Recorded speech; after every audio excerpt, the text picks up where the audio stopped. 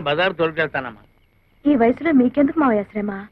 కడుపులో చల్లా కదలకుండా కూర్చోక. మీ అమ్మకి నేను బాకీ లేకపోతే అలాగే కూర్చుండేవాడిని. ఇది వడ్డీ కాసులు వాడు బాకీ. నీకు తెలియందే ఉంది మావయ్య. కోపం వచ్చినప్పుడు కసురుకున్నా పొగిడితే పడిపోతుందిగా మా అమ్మ. 4 మంచి మాటలు చెప్పి అప్పు మాఫీ చేయించుకో. ఈ ఇంటికి యజమాని మీ నాన్న అయితే అలాగే చేసేవాడిని. కానీ మీ అమ్మ శాశ్వతం కదమ్మా. పోస్ట్.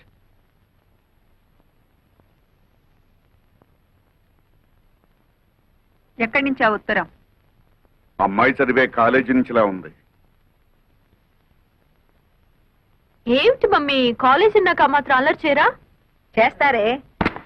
మొన్న పోలీసు రిపోర్టు, ఇవాళ కాలేజీ నుంచి రిపోర్టు. ఏమిటి ఇదంతా? అదంతా అబద్ధం మమ్మీ. వాళ్లే అల్లరి చేసి నా మీద కంప్లైంట్ ఇచ్చారు. నేనెంత చెప్పినా ప్రిన్సిపల్ నమ్మలేదు. ఒకసారి వెళ్ళి మీ పెద్దక్కని తీసుకురా, మాట్లాడాలి అన్నారు. పెద్దక్కయ్యా? అదేవరే? అదే నాకు అర్థం కాలేదు మమ్మీ. మా శోభ నేను కవల పిల్లలవండి, నాకు వేరే అక్కలు లేరు అని చెప్పాను.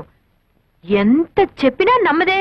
విషయం ఏమిటంటే మా ప్రిన్సిపల్ ఒకసారి నిన్ను నాతో చూసి మా పెద్దక్కయ్య అనుకుందట.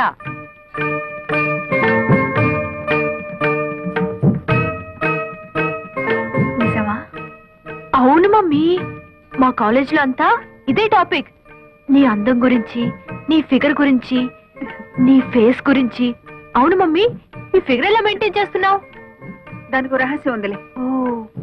ఓ మర్చిపోయాను మమ్మీ, వీడియో షాప్ లో రేఖ ఎక్సర్సైజ్ క్యాసెట్ వచ్చింది. రెంట్కి తీసుకురానా? మనకేం కరమే, వెళ్ళి కొనుక్కురా. Okay mummy. వెళ్ళు వెళ్ళు, ఈ మేకప్ చేసుకోవాలి.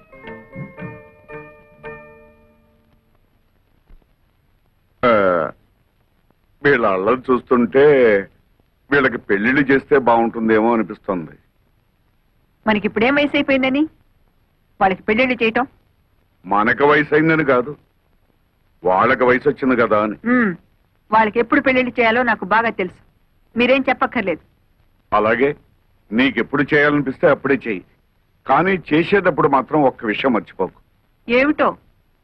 అదే, మన ఇద్దరు పిల్లల్లో ఒకదాన్ని నా మేనల్లుడికిచ్చి పెళ్లి చేస్తే విడిపోయిన మన 2 కుటుంబాలు ఒకటవుతాయి కదా అని. ఇది నా అభిప్రాయమే కాదు, మా అమ్మ ఆశ కూడాను.